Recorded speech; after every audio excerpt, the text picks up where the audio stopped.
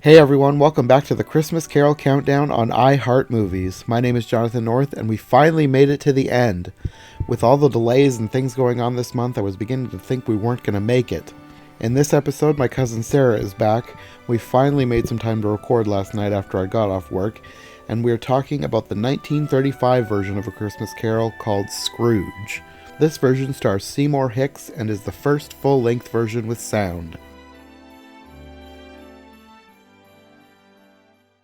Well, I guess we could start by talking about Seymour Hicks, because we've seen him before. Good old Seymour Hicks. He was in the 1913 version that was renamed to Old Scrooge. Was apparently famous for playing this part. Yeah, like the Wikipedia said, he played it thousands of times on stage. By the time he got to this one, it was probably like breathing. Maybe it encouraged improvisation or something. I don't know. One of the things that I would like to note, if you watch this version, is that... Okay, not only is it the first sound version, correct? There may have been one earlier than this that is lost, but it was a much shorter. It wasn't a full feature. So for one that you can actually find, this is it. And it is British.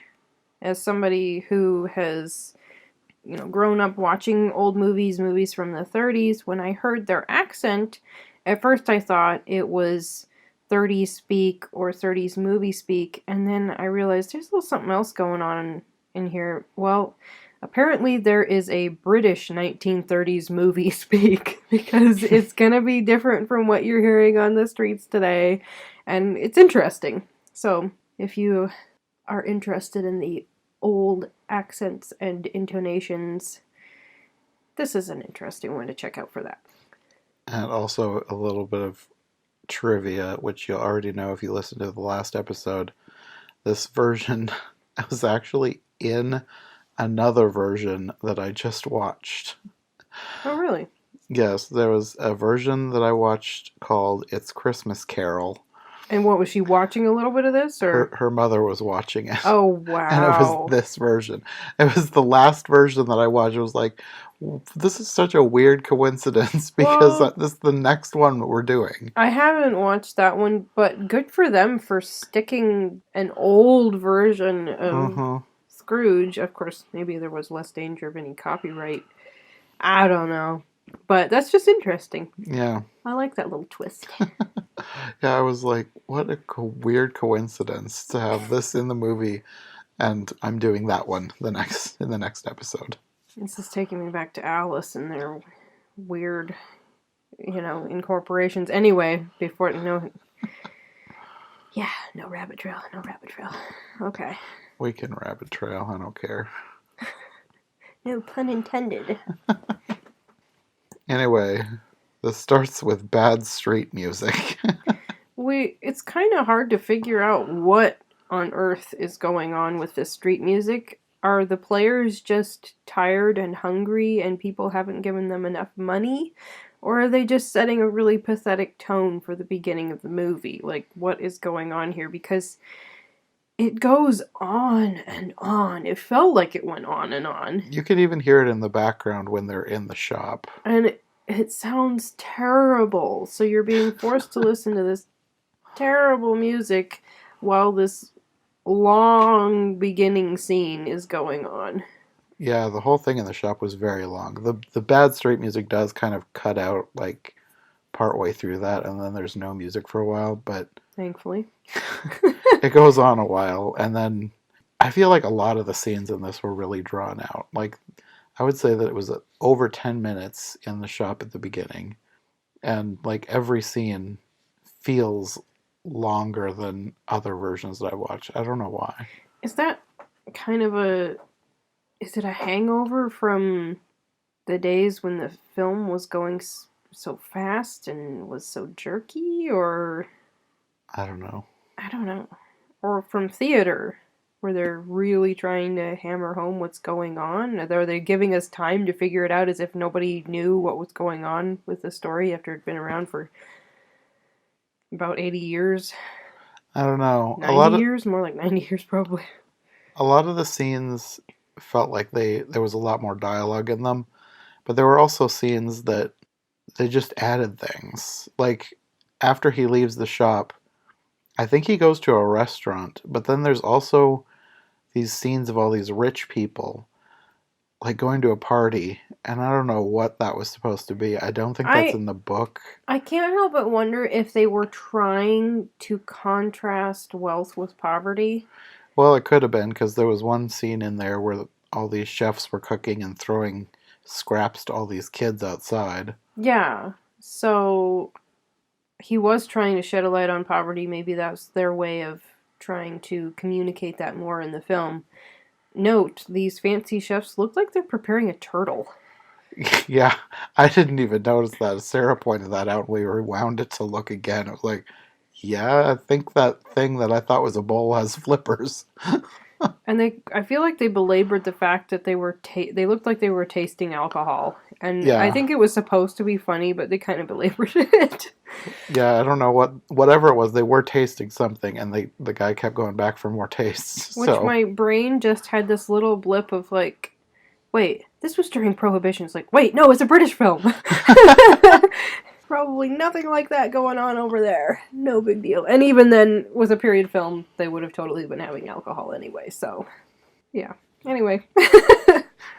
but that all leads to like this big party where like the mayor introduces the queen, which I'm assuming is Queen Victoria, and everybody sings God Save the Queen.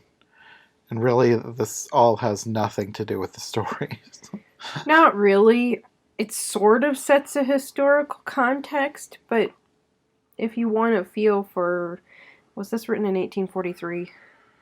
I don't remember the exact year, but that's probably close. Right. I mean, you don't need Queen Victoria in there. I do applaud them because the hair looked pretty period correct. And to me, that's way more important than having Queen Victoria in there. Sarah does appreciate a good period correct hairdo. Yes, I do. So after this, Scrooge goes home, and you can barely see Marley and the Knocker, and I think that's on purpose. I don't think it's them not having good special effects. I think it's purposely you can barely see him, because you sort of barely see him later in the house too, and like Scrooge thinks he sees him and he's like poking at something hanging on the wall. It really works within the story to be like, am I seeing something or is he really there? Mm-hmm. Whereas in, say, the 1980s version, it was very obvious that he was there. Yeah. And then when he's like fully there, you don't see him at all. It's only his voice. Which I'm totally okay with them doing it that way because it still represents the ghost of him, but it leaves less room for them to mess it up. Mm-hmm. So I was fine with that. They kind of did that with more than one ghost, where they did something out of the ordinary. Like, we're used to seeing the ghosts fully, and with Marley, you didn't see him at all. And then with the next ghost, he's basically just an outline of a person, like a glowing outline.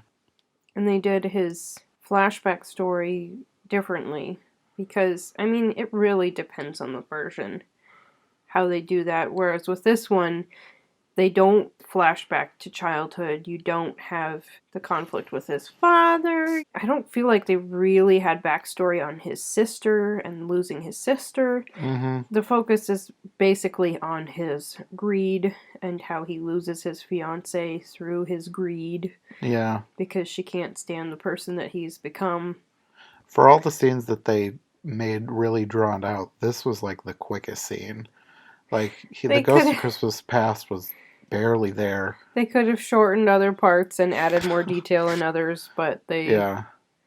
And another thing that they did different was, like, it was almost like he was watching TV, because the ghost was just showing him his past. Like it was projected on the window, I think. Mm. It wasn't like they traveled to the past. Right. Which, like I said, my point of reference is the 80s one, where he is literally walking in his past. Mm-hmm. I think most versions do that. They can't hear him or see him, but he's reliving it. Mm-hmm. Which, not a big deal to me, but I mean, a little bit more backstory could have been nice, but I think the way they did it was pretty good. I feel sorry for that couple that wasn't getting a break on their loan, but...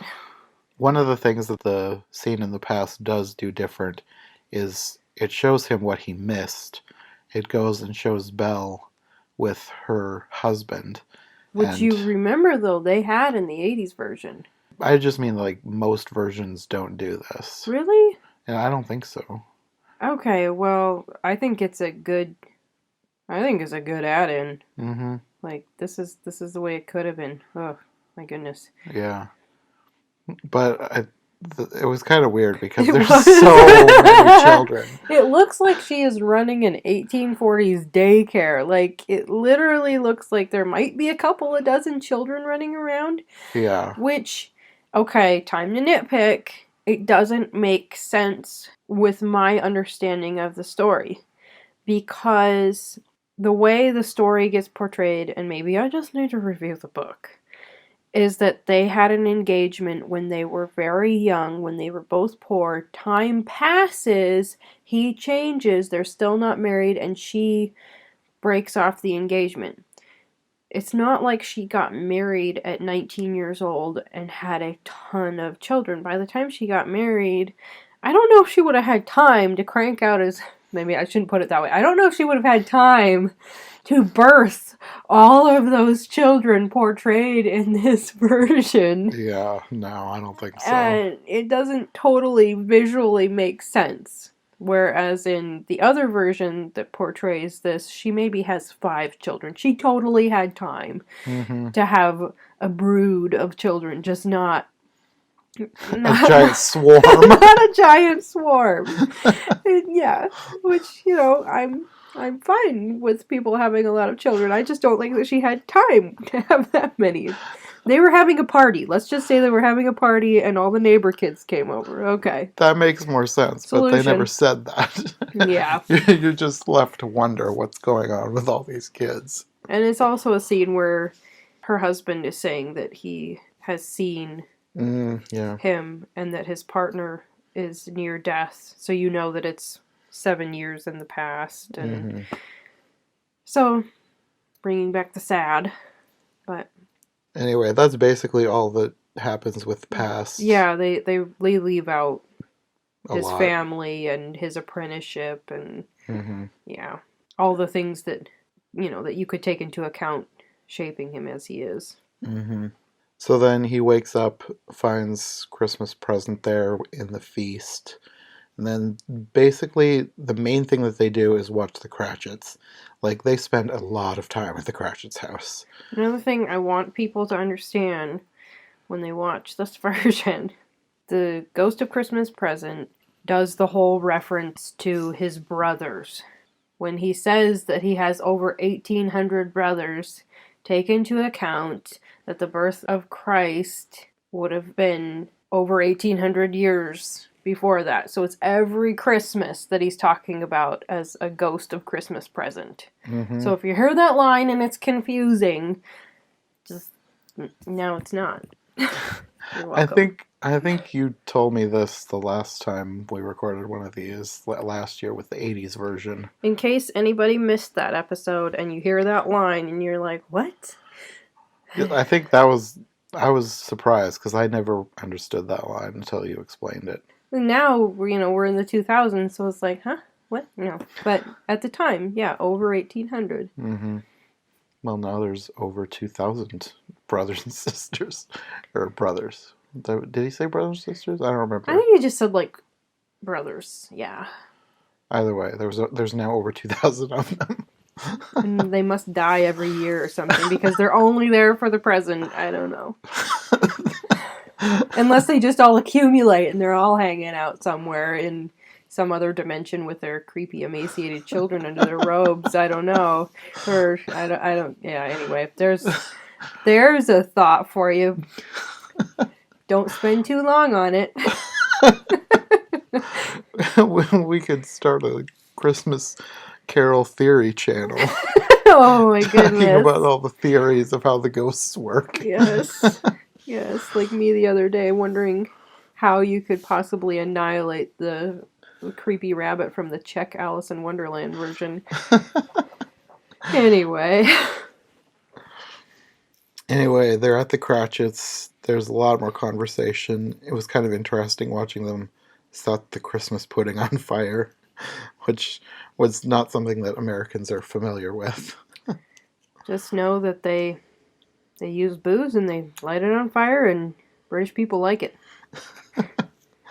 Another thing that I noticed about this scene is you could tell that they're kind of starved for entertainment because they have Tiny Tim sing them a song. Oh dear. Well, okay, 1840s. You're either gonna play parlor games or you're gonna make music. I mean, those are probably gonna be the top two, aside from crafts. And you don't have a lot of light to do anything by. Mm-hmm. So, I recently read it. Oh, what was it? I can't remember which culture made the joke about a candle helping you see the darkness.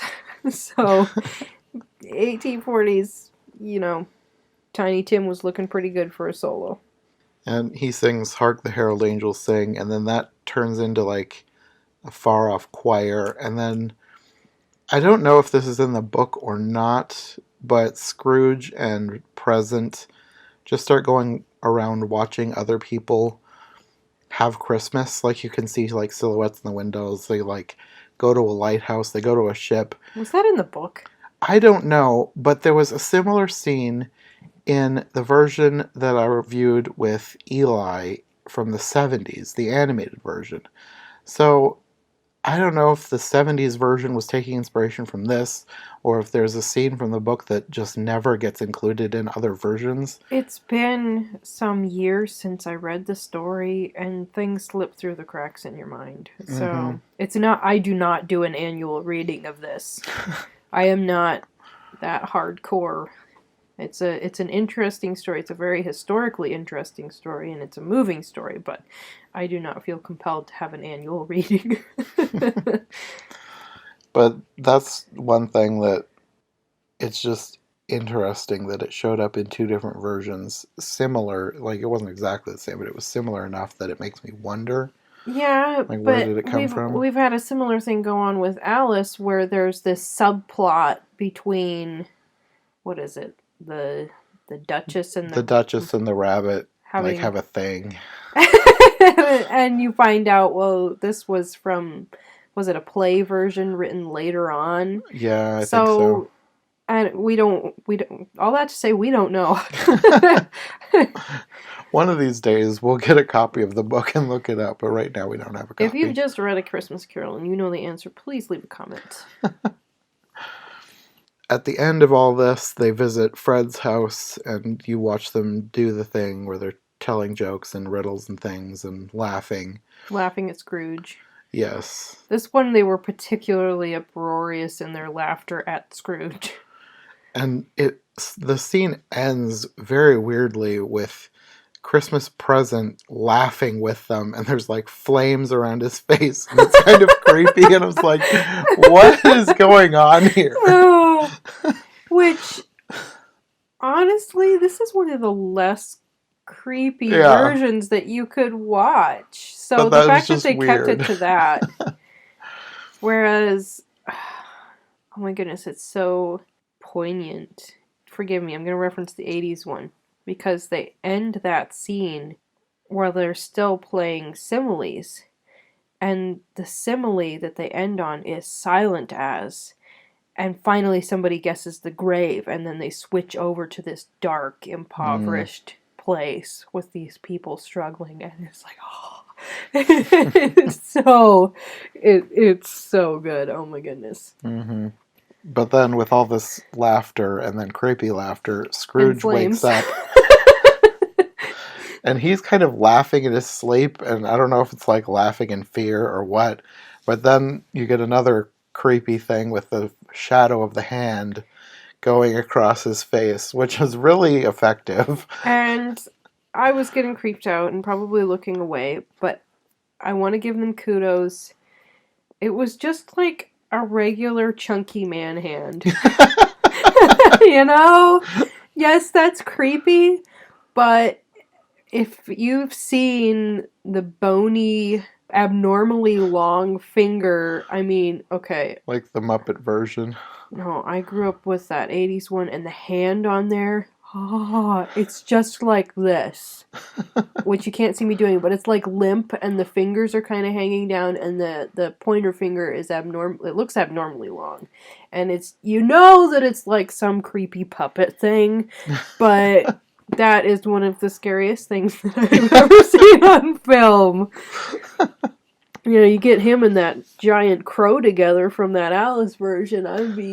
Yeah, that's just nasty. But I thought they did a good job with having. This is another instance where you don't really see the ghost. He's just a shadow.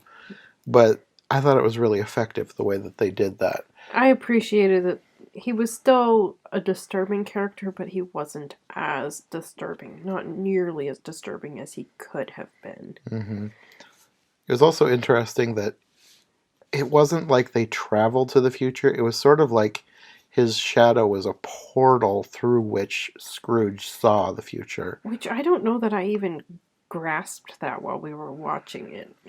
It was subtle, and it wasn't like something that they made a point to point out. It was just happening. And I just thought that was creative. Like, I've never seen any other version do something like that. But yet, he was taken to his grave. Yeah. But for the most part, like, watching the people, like, talking about his bedclothes. That was another thing that they did differently, because I'm used to that being sort of a medium long to short scene. It was pretty long. They had more people involved in it, and then there was sort of this evil laughter, and it kind of went on. It did get drawn out, and it was meant to be disturbing, which I don't think I got really disturbed by it. I'm maybe too familiar with the story, but yeah, if you want to see a longer take on that scene, don't we all? Most of the stuff in this scene, it's stuff you've seen before, but like we said, it's a lot drawn out.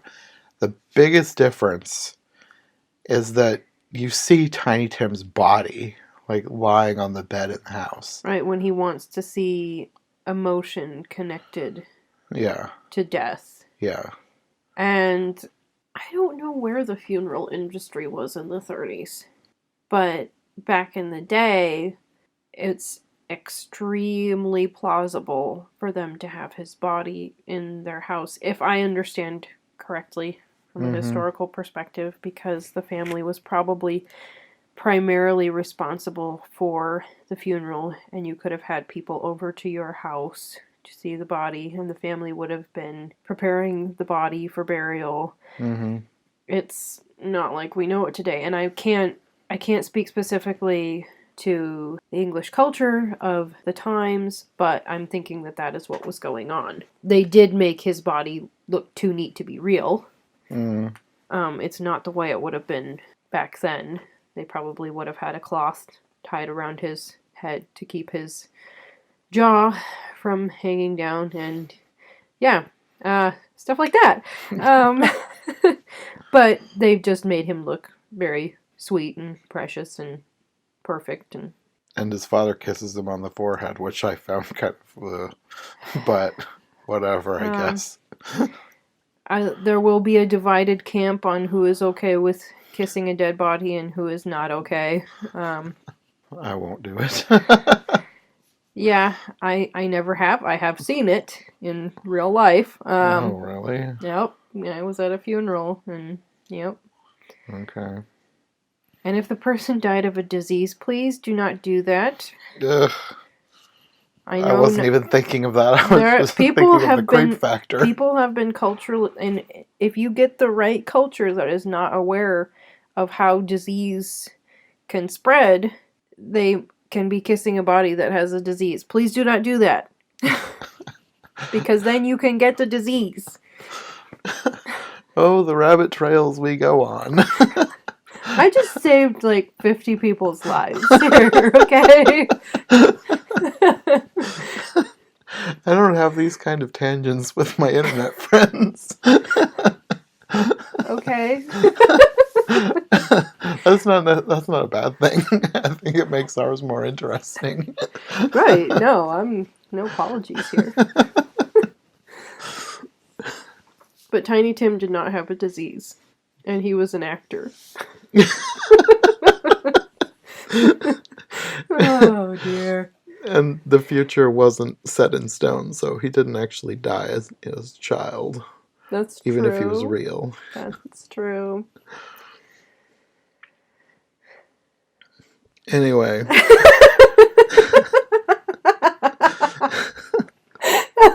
Oh, dear. After this, Scrooge, he's finally realizes, he's like sees his grave, and it's like he's genuinely shocked that he's dead in the future. Like, he had absolutely no idea that all this stuff was about him. He's really hoping that it's not. But if it is, he wants a chance to make it right. So then when he wakes up, it's like he's one of the crazier ones. Like, yes. Sometimes you'll have Scrooges that are more reserved. They're just happy that they made it through. Some are, like, real crazy. He was one of the crazy ones. And it should be noted that the housekeeper, who was one of the people in the scene selling off his stuff after he had died, was there bringing him a cup of tea or something, and he gives her sort of a startled look, and then I think he feels like he needs to be benevolent to her. Because he's seen what his deeds can do to a person. And he does win her over. He gives her like a big, I don't know, like a little Christmas bonus or something, a little tip, and she... Well, it's not a little tip because she was really happy. And of course, there's the scene with him trying to get the boy to go get the turkey, and this boy is much snarkier than the version that I'm used to. The other little boy is just like excited, and this one's like, "Fooey on you." This one's like a tween with attitude. Yeah, pretty much. Pretty much. But he convinces him. And the scene with the butcher is different because it's like he's getting him out of bed or something. Yeah, like the boy can't find him, so he runs back to find Scrooge. And meanwhile, Scrooge is like trying to get ready, but he's like dancing around and shaving with a straight razor. And like I was saying while he was doing this is a bad idea. And then when I said that, he cut himself. And there are people going old school these days, reverting back to straight razors. If you are spastic with joy, please refrain from shaving until you have control of yourself. Yeah. But thankfully it was only a little nick, and then he just wandered around with a piece of paper on his nose or something. But anyways, this is where the kid comes back, and then they go to find the butcher, and they're trying to get him, like, find him and wake him up or something. I don't know. But he launches a snowball at the window, and he opens the window just as the snow flies up and hits him. Which I don't think I've ever seen any other version do this, because they had a lot more fun with Crazy Scrooge. But then, so did Scrooge throw the snowball? Yes. Okay. I had already forgotten. Yeah, but then they're like, he's yelling at him about he's wondering if the turkey is sold, and the guy yells no and slams the window, and a huge pile of snow lands on Scrooge, and then the tween is like having a fit of laughter over this. Yeah, this is all very different than other versions we've seen. Book, but the audience of the 30s probably found it funny. Probably. And then I found it funny when, after all this gets sorted out and he tells the guy to send the turkey to the garages, he goes back home to actually get dressed, because he's in his nightgown. He just put on a coat and hat over his nightgown. He goes back home to get dressed, and he passes his door knocker. "Hello, Marley, Merry Christmas!" Which it should be noted that in the 1840s, if you went out in your night clothes, people could literally think that you were crazy.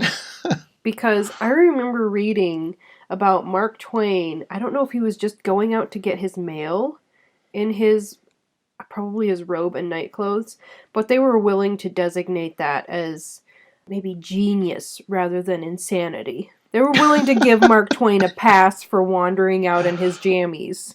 And that was probably the 1860s or something, or later. It could easily have been later. It could have easily been late 1800s, maybe early 1900s. So, yeah. Well, it's far cry. It's a far cry from where we are culturally I was just today. going to say, what would they think if they came to the store? Because I've been working and seeing people come through the store in pajamas and slippers. I saw this the other day, an old lady in pajama pants. I was like, really? An old lady's doing this now? They would be absolutely horrified. Absolutely horrified. And they might think that those people were literally insane. But they would have to adjust in the first place to the way we dress now and designate what is jammies and what is not, even because it's just so different. Uh-huh. Okay. Not again. Anyway, he eventually goes. He has dinner with his nephew. Turkey gets sent to the Cratchits. And I really liked the scene the next day when Cratchit comes into work and he's late because of Christmas the day before. And he's like trying to sneak in, and Scrooge is not facing him. He's facing away. He's talking angrily to him, but you can see him like holding back the laughter. And he keeps getting these little gleeful looks on his face. Like he's trying to sound real mad, but he's also excited about what he's going to give to Cratchit. He's very happy about harassing him, teasing him. Yes. And then he finally comes clean. He's telling him he's going to give him a raise, and he gives him another day off. It should be noted somewhere in here, the musicians out on the streets start playing faster and much better. Yeah, like I think he gave one of them a tip. And the guy, he was cranking a thing. It was probably, just picture that, well, it was probably just called an organ grinder. The person, that is. But just picture somebody out there with the little music box where they're cranking it, and it sounds kind of like an organ, but not. Anyway. Something like that. But he gives him a tip, and he starts cranking faster. So the music does get better towards the end. And that's basically the end. There's just kind of like a little postlude where they go to church. And they're singing. Yeah. And they I don't think they go together, but they meet there. And they're happy to see each other. I think there's also just difference in body language. He's probably the same Scrooge. Just the way he's I don't know, caressing Bob Cratchit's face or grabbing his arm or something. If it was me and my boss was all of a sudden oh, my precious darling, I'm going to give you money and take care of you. And I would be like, get off of me, dude. Ew. Why are you touching me? But back in the day, that was probably totally oh, he's just being kind and fatherly, and we're just messed up these days. They probably didn't care as much back then.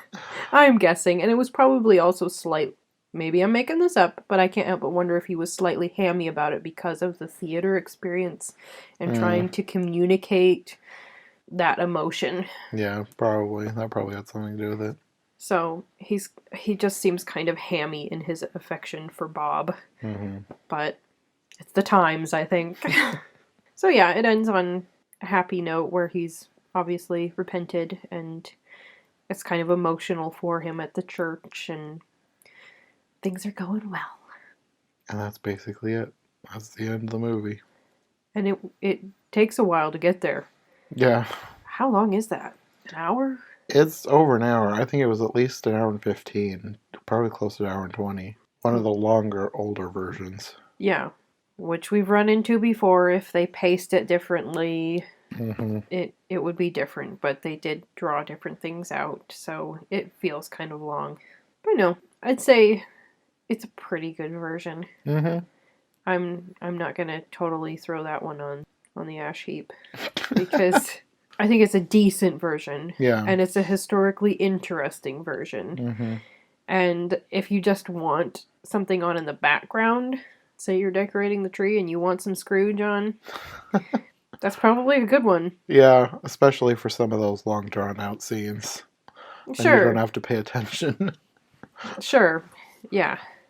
I think that as you're making your popcorn garland and you're talking over it, this is a good version. Okay, I guess that's probably about it. This is normally the part where I say you want to let my audience know where they can find you, but I don't think you have social media for people to follow you. I don't need you people to find me. I lead a quiet life with animals and trees and stuff. That's probably smart. Sometimes I wish I could do Well, that. I used to do more on the internet, and maybe someday I will under fake names. But at the moment, this is the place to find me. Someday she'll open her Etsy store back up, and then I'll put a link to that. Oh, technically I never closed it. I just never put anything new in it. But yeah, no, this is the place to find me. And that's fine. Anyway, I guess that'll be all, so we'll see you next year. Bye. Thanks to Sarah for joining me for my final episode of 2019. We had a great first year of the podcast.